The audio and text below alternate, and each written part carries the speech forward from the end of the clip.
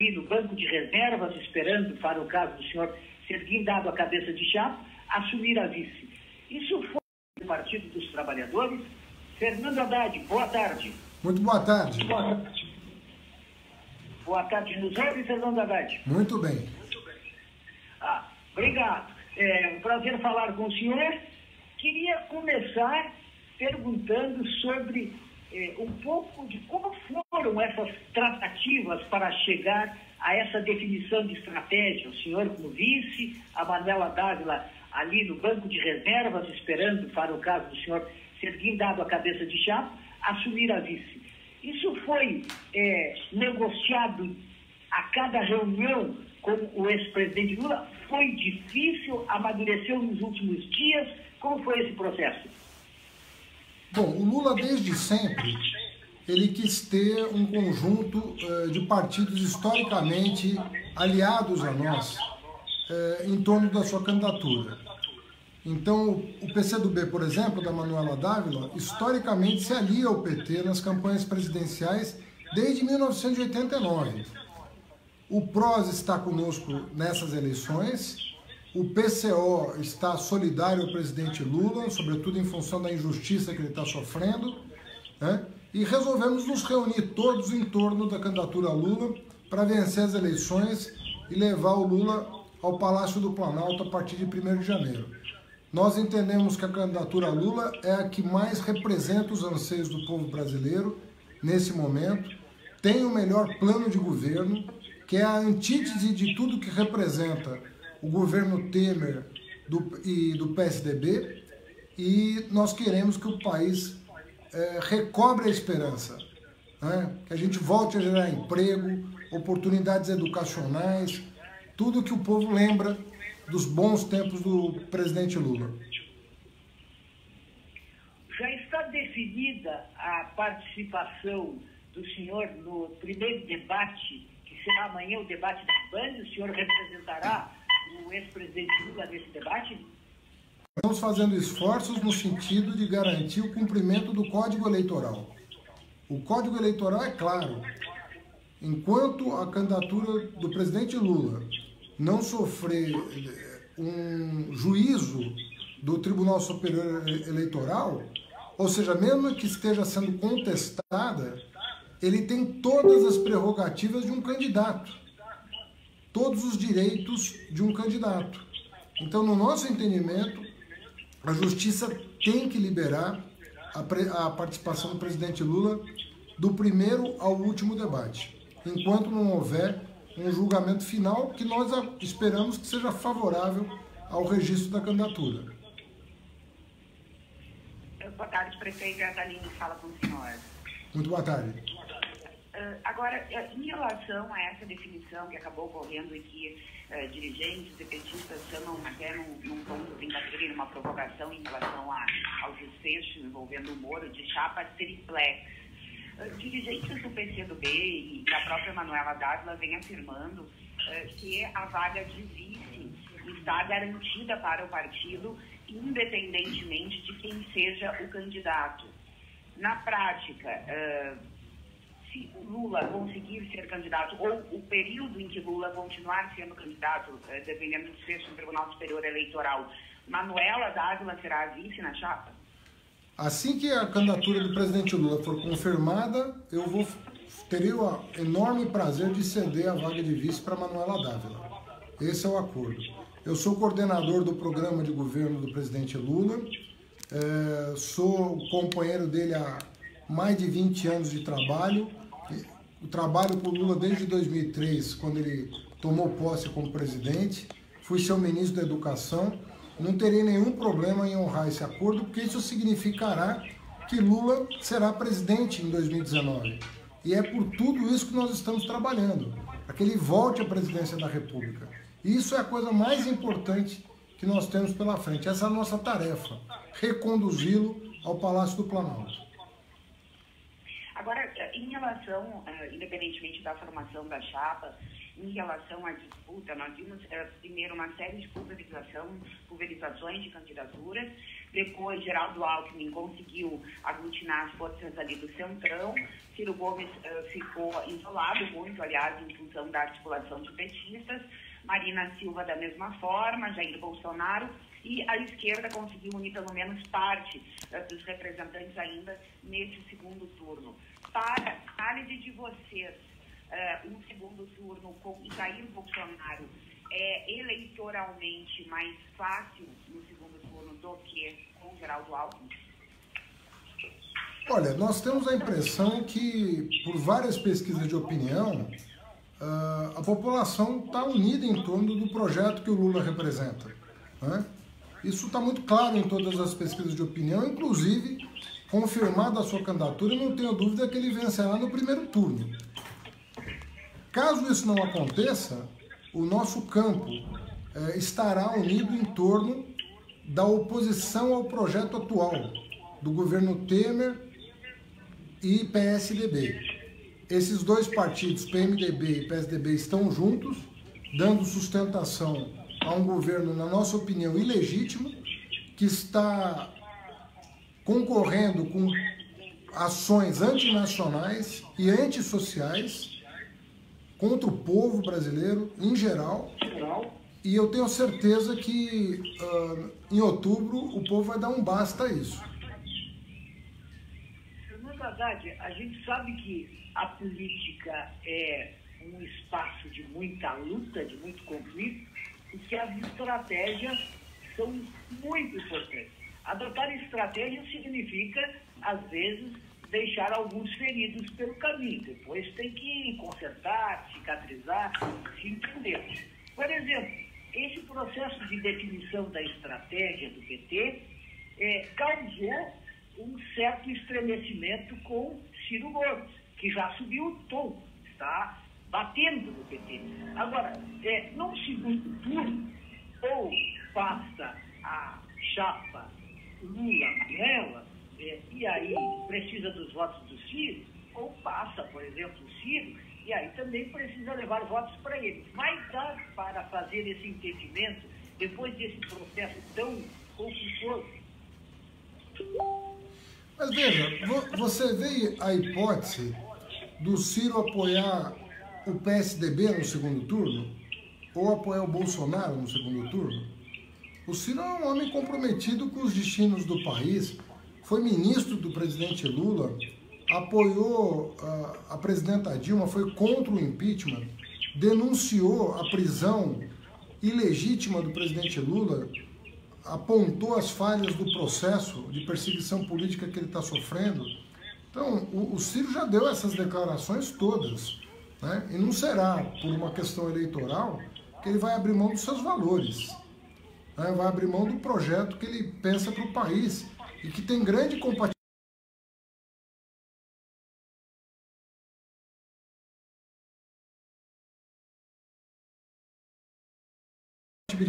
com o que nós pensamos. Não é idêntico o projeto do Lula e do Ciro, não. Mas eu diria a você que há uma dose grande de convergência. Tanto é verdade que a Manuela foi convidada para ser vice dele e foi convidada para ser nossa também. Ou seja, por quê? Porque os programas são próximos, são muito próximos. E nada que uma boa conversa não possa ajustar no segundo turno.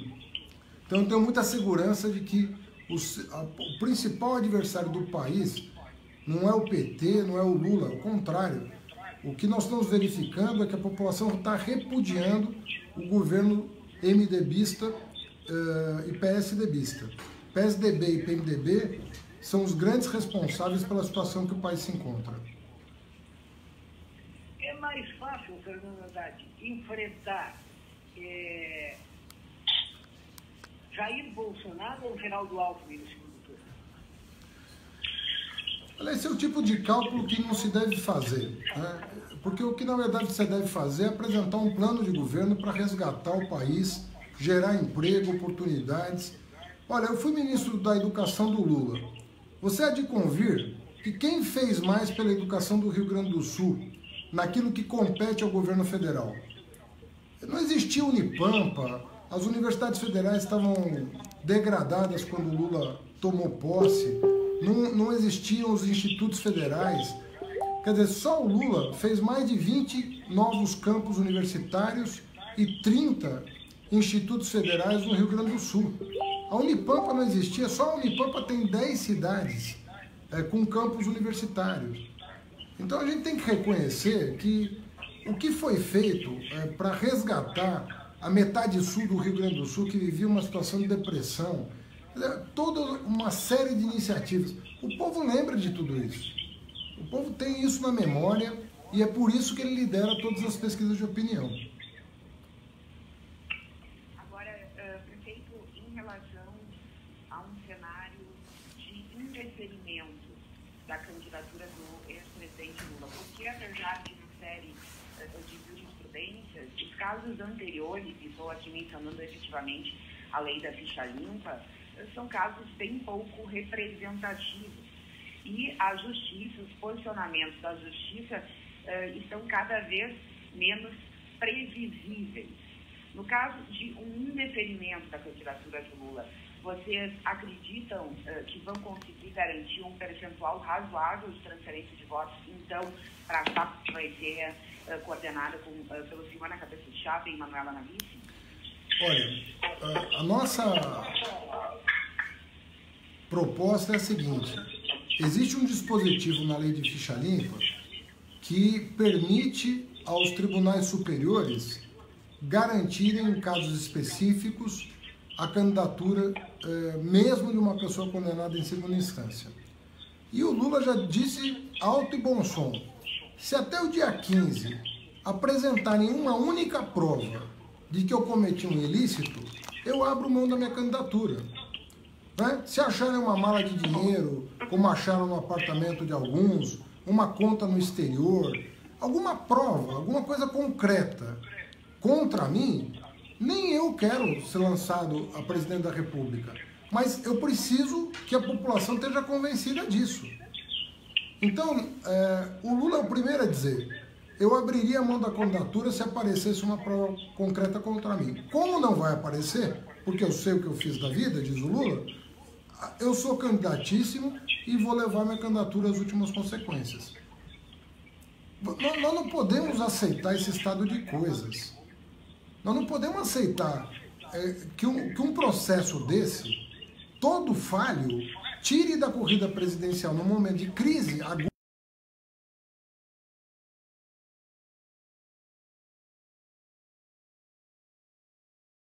aguda, a pessoa mais indicada para resgatar a dignidade do povo brasileiro. Não é aceitável o que está acontecendo. Fernando Haddad, o programa do PT para apresentar os eleitores, do qual o senhor participou muito, é um programa considerado bem mais à esquerda do que os programas das eleições de 2010 e 2014. É um programa que passa, por exemplo, pela ideia de taxar lucros e dividendos. É um programa que fala em convocar um novo processo constituinte, em reforma política. Esse programa, de certa forma, reconhece que o PT se afastou um pouco nas últimas eleições do seu compromisso de esquerda? Não, ele reconhece o tamanho da crise que foi gerada pelo governo Temer. Então não vamos sair dessa crise com medidas paliativas. Se a gente não enfrentar a cartelização dos bancos, no momento em que o país está devendo, se a gente não garantir crédito barato para as famílias e empreendedores, nós não vamos gerar emprego. Então o que foi possível 10 anos atrás, talvez não seja possível hoje. Então nós temos que enfrentar a questão da cartelização dos bancos. Os bancos estão ganhando mais na crise do que antes da crise. Como é que isso é possível? No mundo inteiro, o banco na crise perde. No Brasil, ganha. Então tem alguma coisa errada com o nosso sistema bancário. Vamos pegar o nosso sistema tributário. Por que o pobre paga mais imposto que o rico? Não faz sentido. O povo, quando vai ao mercado, embutido no preço das mercadorias, tem uma carga tributária que ele desconhece. mas ele sente na alma que está faltando dinheiro para alimentar sua família, para educar seus filhos e tal. Nós sabemos o problema. O problema é que o pobre paga muito e o rico paga pouco. Inverter isso não é correto? Então nós vamos defender que nesse momento de crise nós temos que aumentar a renda disponível das famílias mais pobres. E mesmo a classe média está muito exprimida. Até 5 salários mínimos, a pessoa não vai pagar imposto de renda mais no Brasil. Para sobrar dinheiro, para ele ir para o mercado, comprar um eletrodoméstico, trocar o carro, educar um filho. Né? Por quê? Porque isso vai fazer a economia se movimentar. Então essas mudanças de tributo, o rico pagar um pouco mais, a classe média e os pobres pagarem um pouco menos, isso é compromisso do presidente Lula. É isso que ele determinou que nós fizéssemos e que constasse no plano de governo. Então o juro vai cair, o juro final, o juro do tomador, do empresário, da família que quer consumir um pouco mais, de quem está com o nome no cadastro negativo, com o nome sujo, na praça, sem ter culpa disso. Nós queremos ter uma linha de crédito para ele sair dessa situação e voltar ao mercado de consumo. São essas propostas. Você pode dizer, eu nem acho que pareçam tão radicais assim, são propostas de bom senso no momento de crise. Agora, elas têm lado, elas são determinadas. Agora, Fernando Haddad, o PT ficou no comando do país durante 2 mandatos, 8 anos com Lula, 4 anos com Dilma, mais 2 anos antes dela sofrer um impeachment. Essas propostas não poderiam ter sido adotadas pelo partido antes, justamente para evitar a crise. Por exemplo, a revisão da tabela do imposto de renda. É uma proposta, inclusive foi discutida nos governos de Lula e de Dilma, mas não foram para frente. É verdade, mas naquela ocasião o salário real estava aumentando muito acima da inflação, que é o que não está acontecendo agora. Então, para cada momento você tem um tipo de medida a tomar. Você corrige alguns desequilíbrios em um momento e vai corrigir outros desequilíbrios em outro momento. Por exemplo, os pobres não participavam do orçamento público. Não existia Bolsa Família, não existia ProUni, não existia universidades federais no interior do país, era muito pouco, não existia escola técnica no interior do país. Então nós fizemos uma parte do trabalho, que foi levar o Luz para Todos não existia, o programa de cisternas lá no Nordeste não existia. Então, o que nós fizemos durante os governos do PT? Colocamos a população no orçamento. A população começou a se reconhecer no orçamento público. Você sabia que tinha 60 milhões de brasileiros que não tinham acesso a médico no Brasil? Nós criamos o Mais Médicos. Então, isso é uma parte do trabalho. Nós temos que fazer uma outra parte do trabalho agora. Nós temos que avançar mais. Por isso que a reforma tributária, para fazer o pobre pagar menos imposto e o rico pagar um pouco mais, porque ele pode. Imagina você, eu sou acionista de um banco, recebo dividendos e não pago imposto de renda. Isso é praticamente o único país do mundo que faz isso. Parece que tem um outro país do leste europeu que também não cobra imposto sobre dividendos. Então nós estamos...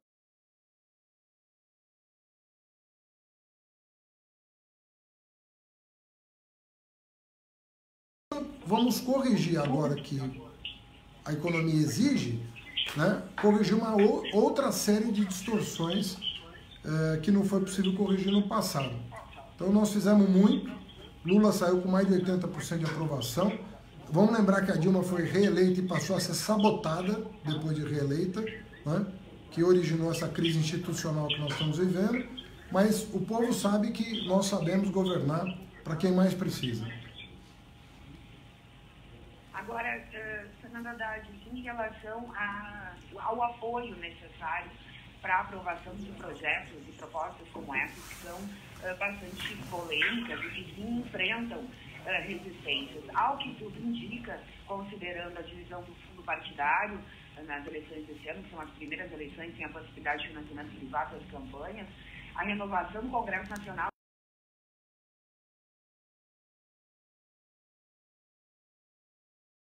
vai ser uma das mais baixas dos últimos tempos. Isso porque os partidos têm priorizado na divisão de recursos do fundo que estão nas eleições do mandato e, portanto, vão tentar a reeleição. como garantir o apoio para propostas como essas, com um Congresso como esse que nós temos hoje, ou muito similar a esse? Bom, nós temos que contar com a campanha eleitoral, né? O presidente Lula já determinou, não basta eleger a presidência da República.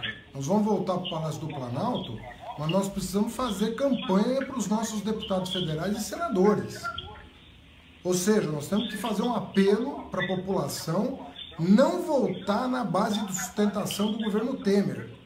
Você que está me ouvindo, presta atenção no seu deputado.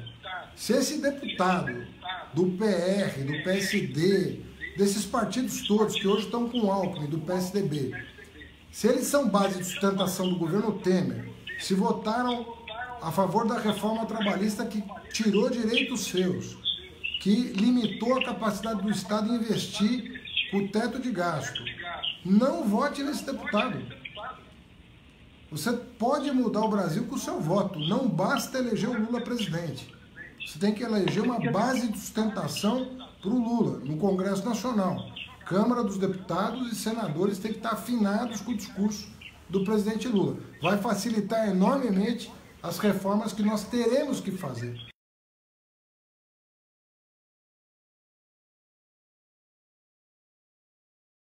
Para afastar esse governo Temer definitivamente da história do país. Agora, em relação à questão de história recente, né? O senhor mencionou que a população tem que prestar atenção nos votos proporcionais, que não basta eleger o presidente e o ex-presidente Lula, que também essa representação tem que ter reflexo no Congresso. Agora, o PT, até bem pouco tempo, era aliado do PMDB, tanto que o partido fez a indicação de vice, não apenas no último governo da Dilma Rousseff, e mais do que isso, mesmo após o impeachment, o PT, em muitos estados, não é o caso aqui do Rio Grande do Sul, em função do cenário local, mas em muitos estados, o PT está fazendo concessões, vai sim dividir palanque e alianças com personagens desses partidos que participaram do impeachment e com alguns protagonistas que são bastante questionáveis. Como é que o eleitor entende isso? Olha, o Temer, até um determinado momento, se comportava como um deputado, né, que podia ocupar a condição de um vice decorativo, que é uma pessoa que nunca foi uma grande liderança no país. E efetivamente ele era um vice.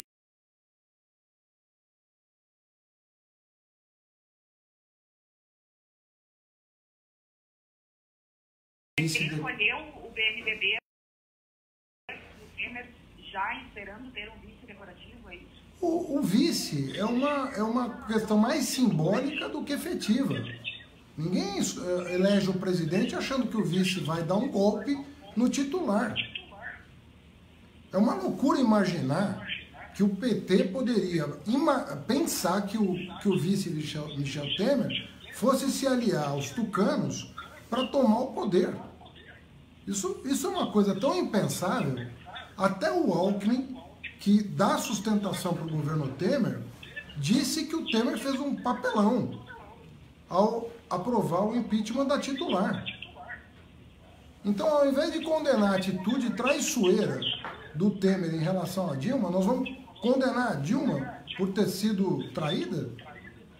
Não foi o PT que inventou a traição, pelo contrário. A gente faz acordo e cumpre. Agora, uma coisa é você escolher uma pessoa para ser vice, e ele próprio reclamava que não tinha muito espaço no governo. Outra coisa é a pessoa se aliar à oposição para dar um golpe de Estado. O PT subestimou a ganância e a gana de poder do PMDB e de Michel Temer? Nós subestimamos, porque nós não imaginávamos que o Gedel Vieira Lima, que o Eduardo Cunha fossem cercar o Temer e seduzi-lo para tomar o poder por um golpe de Estado. Esse pessoal foi crescendo ao longo dos anos. Eles tinham um tamanho e eles foram crescendo. E o PSDB, ao invés de abortar esse processo em proveito das instituições, a favor das instituições, jogou o país numa crise institucional. Então essas coisas não se fazem. Eu vi um programa que o próprio Alckmin dizia isso, olha, eu fui contra essa aventura do impeachment, ele falou, mas ele não tem uma liderança sobre o PSDB a ponto de conter a sua própria base. E foi o que aconteceu. Prevaleceu a posição do Aécio Neves e do José Serra. Na verdade, queria claro, dois temas considerados sensíveis. O primeiro é o da reforma da Previdência. Era a menina dos olhos do governo Temer e ele não conseguiu aprovar. Ainda ontem ele deu uma declaração em algum lugar que ficou esse serviço incompleto e que ele espera que o Meirelles se eleja para conseguir concretizar essa reforma. Muitos analistas de economia e de finanças garantem que sem reforma da Previdência, em algum momento o país vai ter sérios problemas. O que o PT, chegando ao poder, vai fazer em relação à Previdência? Tem algum tipo de reforma que vai fazer? Por exemplo, poderá vir a estabelecer uma idade mínima para a aposentadoria? Bom, primeiro quebrar o tabu de que o PT não lida com esse problema. Só que a maneira como a gente lida é muito diferente da do governo Temer. O governo Lula fez uma reforma da Previdência, o governo em 2003. Você há de lembrar que o PSOL nasceu depois da reforma da Previdência, rachou com o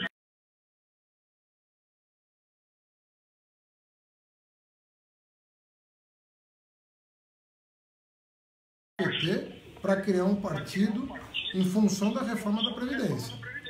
Em 2012, a Dilma também fez uma reforma da Previdência. Agora, como é que nós fazemos reforma da Previdência? Pactuando. A gente sabe que os regimes próprios, por exemplo, dos estados e municípios, tem governador aí com o pires na mão, pedindo apoio do governo federal para ajustar os benefícios, garantido o direito adquirido, mas para estabilizar a questão previdenciária. Ele quis cortar a aposentadoria rural. Isso não é reforma da Previdência. Isso é prejudicar os mais pobres trabalhadores brasileiros. Ele queria cortar o benefício de prestação continuada que afeta a vida de milhões de brasileiros com deficiência. Isso não é reforma da Previdência, né?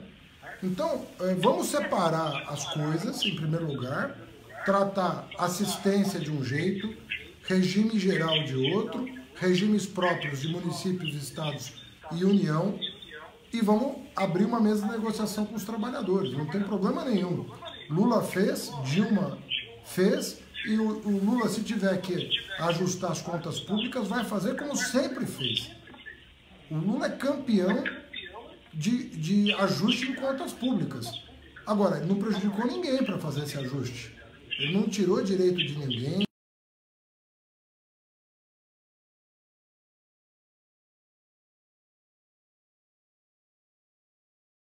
Ele não prejudicou os mais pobres e fez superávit primário, diminuiu a dívida do país, pagou o FMI, né?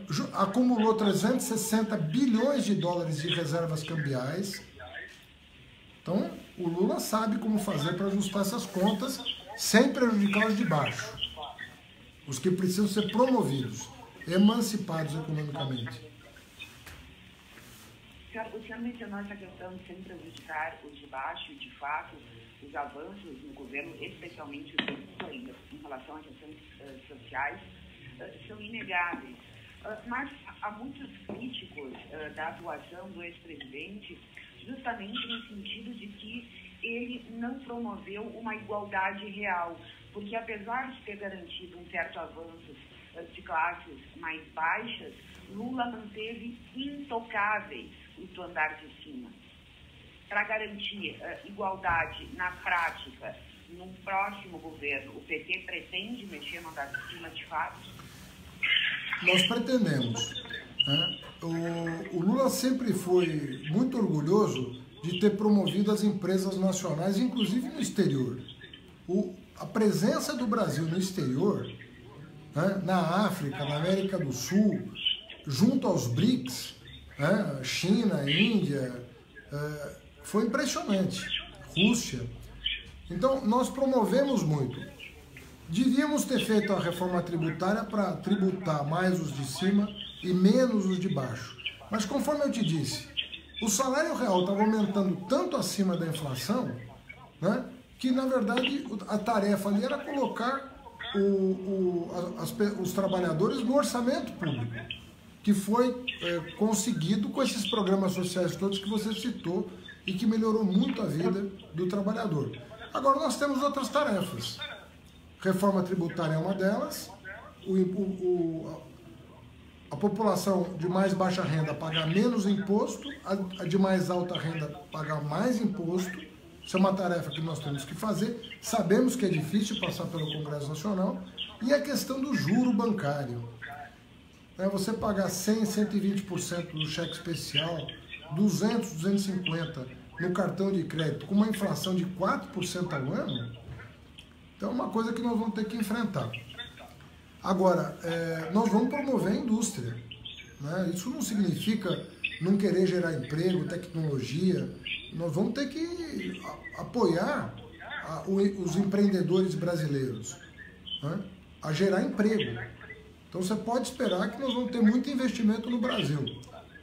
Nós vamos trocar toda a iluminação pública do país por LED, por exemplo, para dar um choque de segurança pública no país inteiro, né? Isso vai economizar energia elétrica, porque o LED consome 50% da energia. Equivale a meia hidrelétrica fazer isso. Isso aí vai exigir empresas fortes, vai exigir empresas que tenham capacidade de promover geração de emprego e impactar a qualidade de vida da população. Então nós não temos preconceito contra o investidor, pelo contrário, nós vamos ter que nos associar aos investidores para gerar emprego. Na verdade, outro tema sensível que eu queria abordar, que é um tema muito caro,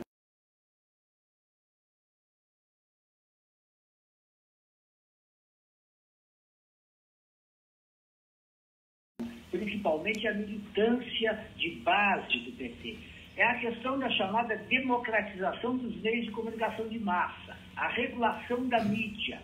O PT, ao voltar ao governo, se voltar ao governo, vai enfrentar esse tema, vai propor algum tipo de regulação? Que tipo? Olha, a primeira coisa é afastar os políticos dos meios de comunicação. Meio de comunicação é uma coisa, política partidária é outra. Então você vai lá no Maranhão, tem uma família que manda em todos os meios de comunicação. A maior rádio é deles, o maior jornal é deles, a maior TV é deles. Você vai em Alagoas, manda no sistema de comunicação. Uma família de políticos. Você vai na Bahia, a mesma coisa. O nosso governador lá, Rui Costa, sofre por quê? Porque o dono da TV, da rádio, do jornal, a mesma família. Então, isso no mundo inteiro é proibido. Não pode ter uma família mandando em tudo. Mandando na rádio, no maior jornal, na maior emissora de televisão. Todo lugar do mundo, você vai na França, na Inglaterra, nos Estados Unidos, tem regra para impedir a propriedade, a chamada propriedade cruzada. Um grupo econômico ser dono de tudo no Estado. Isso viola preceitos democráticos. Outra coisa importante, nós temos a internet hoje. Os jornais brasileiros entraram com uma ação no Supremo Tribunal Federal para tirar do ar os sites mantidos por agências estrangeiras. Então vamos supor, o El País Brasil. Por que os jornais brasileiros são contra a presença do El País Brasil em língua portuguesa? Ou a BBC Brasil? Ou o The Intercept Brasil? Então nós temos que deixar claro que isso não pode acontecer.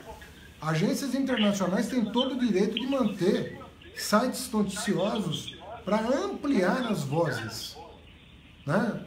Nós não podemos restringir quem fala no Brasil para o grande público. Então, são essas providências que nós vamos tomar. Impedir a enorme concentração que existe, sobretudo regional, e permitir que agências estrangeiras possam ter a garantia de que eles podem expandir seus negócios no Brasil, porque são bem-vindos. Agora, prefeito, o senhor queria voltar um pouquinho numa resposta anterior sua, quando o senhor falou em relação à atuação do vice, né? É, o papel perdão, dele, eu não te ouvi? Está me ouvindo? Você pode repetir a pergunta? Sim, voltar um pouco na questão do papel do vice. Pois não. O senhor mencionou que o vice é simbólico e que o vice, no caso do Temer, foi um vice decorativo. Eu não acredito, pelo que a gente conhece da trajetória da Manuela Dávila e da atuação do PCdoB, nem que ela, nem que o partido estejam dispostos a terem uma representatividade apenas simbólica e decorativa num eventual governo de vocês. Eu estava me referindo ao vice-presidente Temer. Eu estou dizendo que o Temer não foi escolhido para dar um golpe de Estado no titular. Você acha que a Manuela teria minimamente o sonho de fazer o que eu chamo de pesadelo, do que o Temer fez? Se a Manuela for vice do Lula, a Manuela vai conspirar contra o Lula? A Manuela vai se aliar ao PSDB para provocar um impeachment do Lula sem crime de responsabilidade? Agora, o que eu chamo de vice decorativo é porque ele se disse vice decorativo e invocou essa condição para dar um golpe. Ele disse, olha, eu não estou fazendo nada aqui, então vou conspirar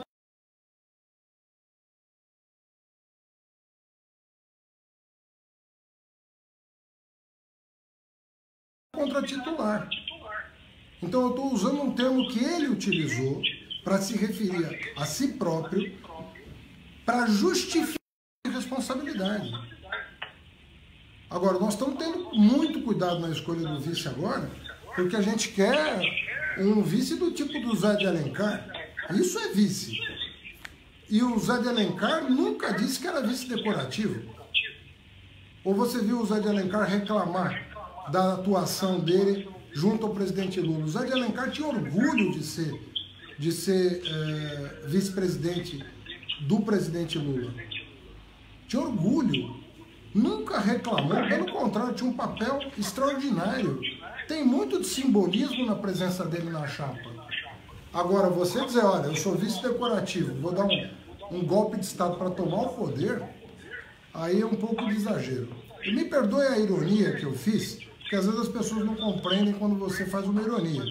Mas o que eu quero dizer para você é o seguinte, ele se declarou um vice-decorativo para impor ao país uma crise institucional, se aliando à oposição. Isso não se faz. Me diga um outro país do mundo que o vice tomou uma atitude dessa. Na verdade, para terminar, que eu sei que a agenda é pesada, Ciro Gomes declarou outro dia que querem resolver a eleição nos gabinetes ou em celas.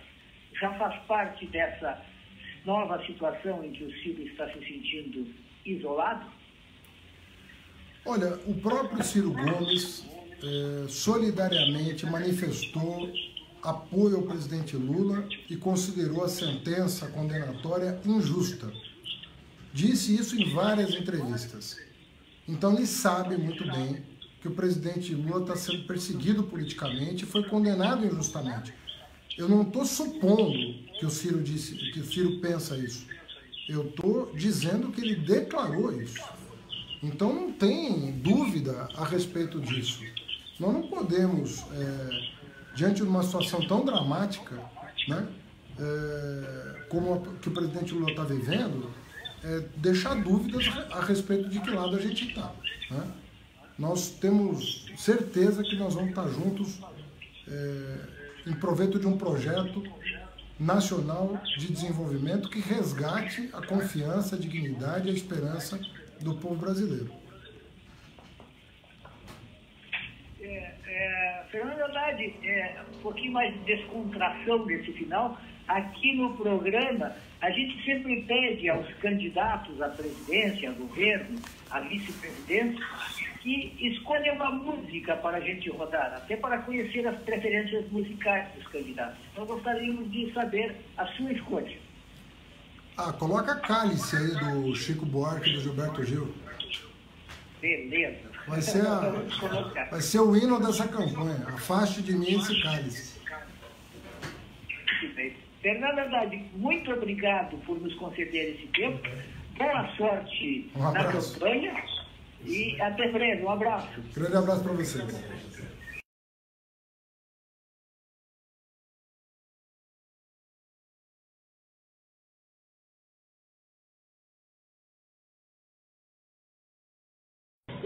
Pois é, vamos conversar com o nosso comentarista de política, Reinaldo Azevedo. Reinaldo, boa noite. Sexta-feira e um pedido inusitado de alguns veículos de comunicação. Sabatinar o ex-presidente Lula na cadeia, já que ele insiste em manter a sua candidatura.